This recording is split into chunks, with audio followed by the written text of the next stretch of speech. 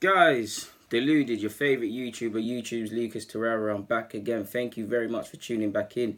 Arsenal versus Chelsea. You've seen my preview, but I thought let me go to the tactics board because looking at the comments and what I've replied to, you lot, Chelsea and Arsenal fans that follow me, big up yourselves. And even if you are not of either club, you've commented. You've all the points I've tried to get across, you guys have hit the nail on the head and received it very well. So I don't necessarily need to make a tactics board video.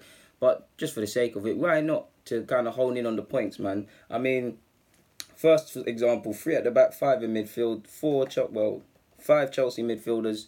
This is Kante, by the way. I'm going to make that example. Disregard Arsenal's 2 up fronts, which would be here, and Chelsea's back line. The first example, I want to focus on this guy, Eden Hazard. Let me move this guy back. Make it Jorginho. Let me move this guy back. Hazard, I don't need to spell it to you.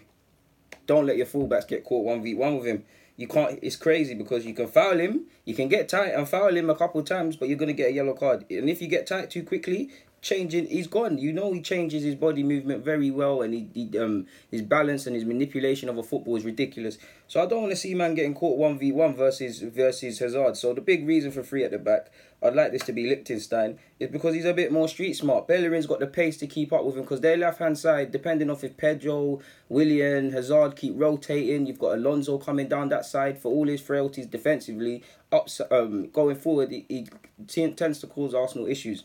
So for me, our right-hand side, Chelsea's left, or even the flanks in general, are areas of concern. I want Bellerin to stay with him, but I also want Liechtenstein talking with him, navigating him. 2 heads are better than one, essentially. If Liechtenstein goes tight and gets caught, Bellerin's got the pace in behind. If Bellerin goes tight with him, we've got some experience. Obviously, the midfielders will need to shuffle across, and that's a big reason I want to compact the midfield, if I'm honest. Apologies if I'm not holding this properly, guys. But next example, this is Kante now, people. You saw against Huddersfield, Kante's role looks like Kante's role might change under Sarri. He wants to utilise his abilities of winning the ball back and his high energy and all of them things further up the pitch. So if this is Barkley based on Huddersfield, I believe, and Jorginho, you saw Kante here. Kante can recover, but if Kante gets caught up the field, like you saw in the Community Shield, Jorginho, you can, for as much as he excels going forward, and I think he's one of the signings of the season, like I've said, we can catch them. That's 3 versus 2. It doesn't disregard the wingers because they're more likely to be higher up the field, to be honest with you. That's 3 on 2. You're gone. You're really gone. You're gone. And if I just remove all of this for a sec, that's the first point I wanted to make. Let me put this down, guys. The second point I'd like to make as to why the left-hand side is very important, not only us defending, but also us offensively. Alonso can trouble us going forward, but what I've noticed with Alonso, if these are the centre halves, the right back's normally doing his job in Aspilicueta, he tends to over cover too much. You're a fullback. Sometimes you've got to do that, but he's too close to his centre half. That's a bunch of space to take advantage of.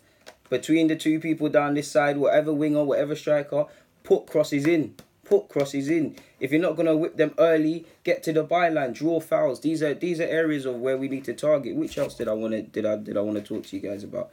There's no need for me to do that one on this. Another reason I want 5 in midfield, 3 at the back is because of this. Oh, God's sake! 1 second, people. Let me just set this up still. Pay the cost to be the boss.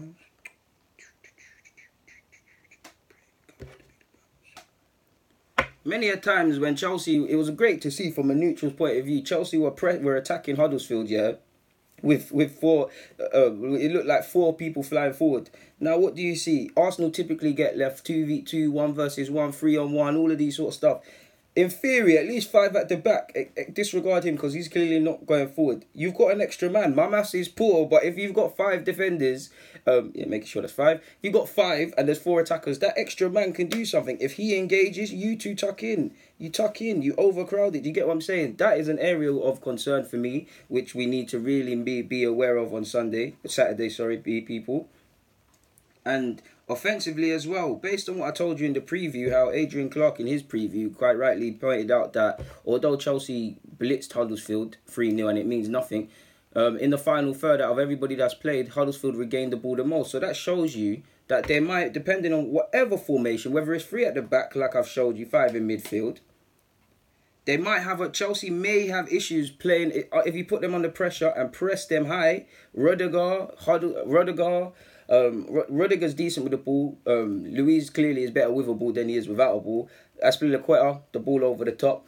This shows you if you press them high, you can force them to make issues. They have issues getting out. Obviously, that's the front three or three people pressing. When you consider the other midfielders potentially, box them in. Because then, obviously, if you're boxing, if the fullbacks, and if the fullbacks and the centre halves are having struggles playing out from the back, the keeper's either going to kick it long, and if the strikers are what strikers normally do and get frustrated because he's not getting the ball and he looks offside here, he's going to be camped in his own half. Arsenal fans, I don't know about you, but if we're in Chelsea's half, I'm having an easier time with my heart rate. To be fair with you, obviously the keeper might have to go long from time to time, to which, if it's one Chelsea man in Morata, obviously we've seen man get skimmed, but it's 2v1. You can force errors if you do it like this. Obviously, let's put them as fullbacks now.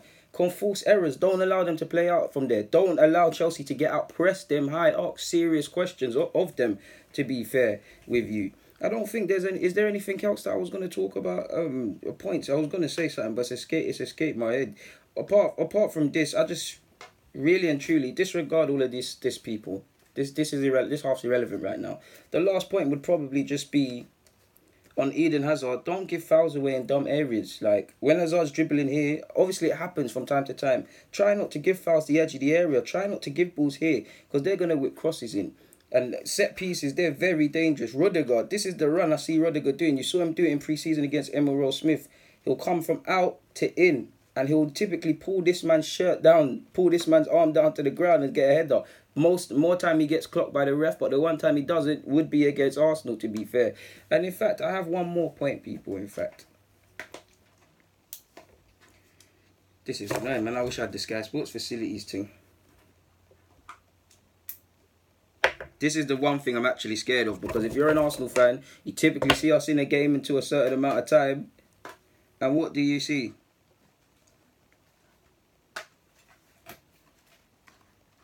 It could be Aspilicueta.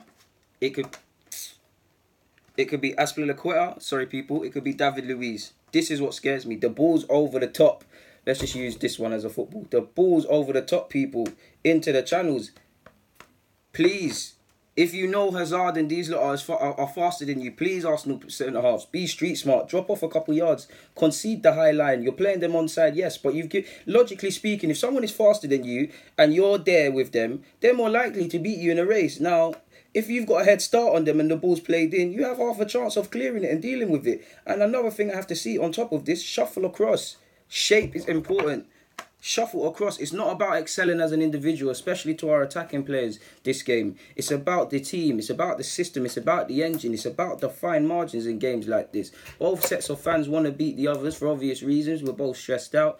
But yeah, man, I don't really think I've got nothing to add, to be honest. I think I've said every point I could have and whatnot. Obviously, there's points that's gone over my head, points I don't need to mention and points I haven't mentioned. Obviously, we all see the game differently. So with that being said, I'd love you guys to get in the comments and tell me what you're scared of, what you're confident about, areas we can potentially exploit. If you ain't got nothing to do other than that, get in the comments. I just said that. Subscribe to the thing. My socials are all in the description. DeluDeguna04 and everything. Snapchat Deguna04. And if you're new to this, you know you're staying, because what other YouTubers doing this realistically? Like, come on now. Anyways, hit the subscribe button. Your favourite YouTuber's gone. Bang.